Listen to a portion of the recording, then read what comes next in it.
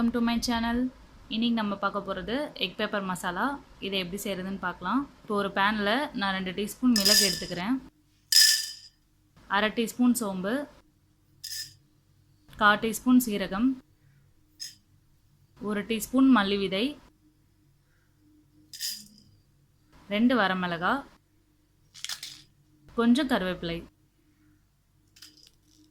இதெல்லாமே 1 நிமிஷத்துக்கு dry roast பண்ணிக்கோங்க. ட்ரை ரோஸ்ட் ஆனதுக்கப்புறம் இதை ஆற வச்சு அரைச்சி எடுத்து வச்சுக்கோங்க. இதை அரைச்ச பவுடர்.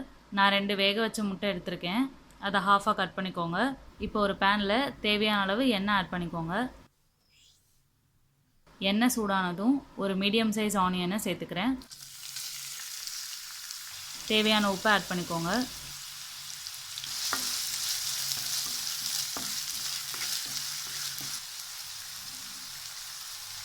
ஒரு பச்சை மிளகாய் ஆட் பண்ணுறேன்.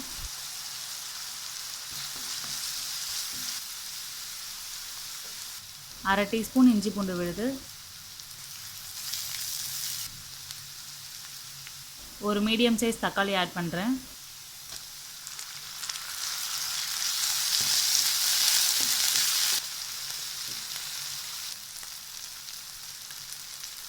இப்போ நம்ம ஏற்கனவே அரைச்சி வச்சுருக்க மசாலா பவுடர் ஆட் பண்ணிக்கணும்.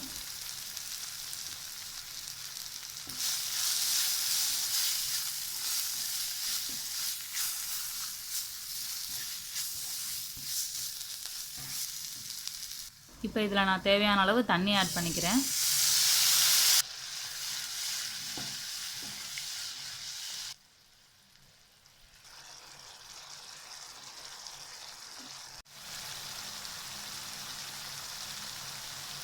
எண்ணெய்லாம் நல்லா பிரிஞ்சு வந்துருச்சு. இப்போ நம்ம வேக வச்சுருக்க முட்டையை ஆட் பண்ணிக்கலாம்.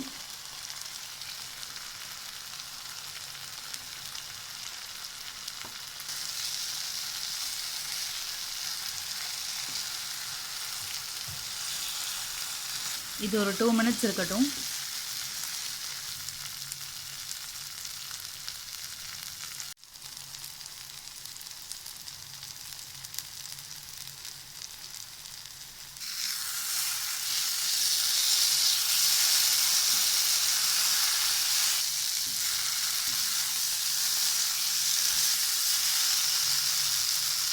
இது ரெடி ஆயிடுச்சு ஃப்ரெண்ட்ஸ்.